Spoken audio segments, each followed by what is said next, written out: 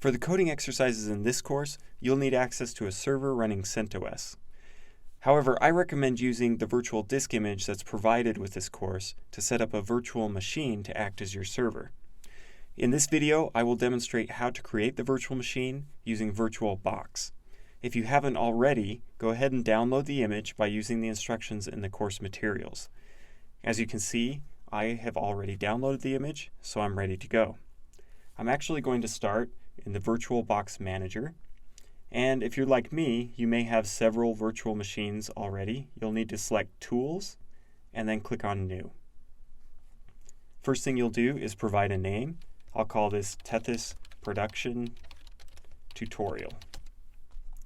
Then we need to select the OS that matches the image. In this case, it's Linux, and since CentOS is not listed here, I'll select Other Linux 64-bit, and then press Next. Go ahead and set the memory. I'm going to set mine to 4096. Just be sure you don't go into the red zone, and then press Next. Go ahead and select the Use an Existing Virtual Disk File option, but before I do that, I need to move it out of Downloads.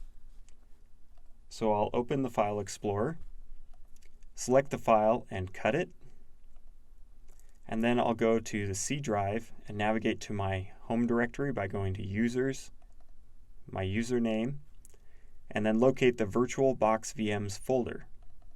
In here, you'll see there's a folder that's already been created for the new virtual machine that we're setting up. Go ahead and paste it here. After the file's been moved, go back to VirtualBox Manager, use the Browse button, and then Add, and browse to the Tethys Platform Production image. Make sure that you're in the right location. Let me just double check. I'll go to C, Users, Nswain, locate VirtualBox VMs, Tethys Production Tutorial, and there it is, Tethys Platform Production. Select that, press Open, be sure it's selected here, and then select Choose. Press Create to create the virtual machine. There's two other settings we need to set, so click on Settings, go to System and Processor, set it to at least 2, but if you have more, set it to 4. Then go to the Network and select Bridged Adapter. This will allow us to SSH into our virtual machine as we do in servers. Then press OK. Finally, press Start to start up the virtual machine.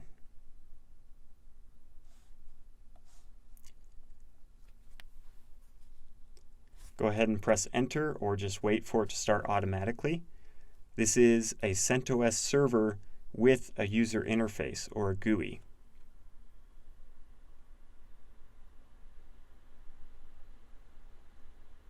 It just takes a moment for it to start up. And then you can log in using the username and password provided.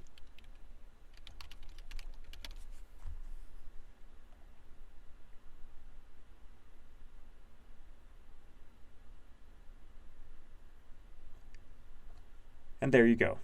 Don't worry about this message, it's not critical. So you can just dismiss it. Now you have a virtual machine running CentOS that we can use as a server for the coding exercises in this course.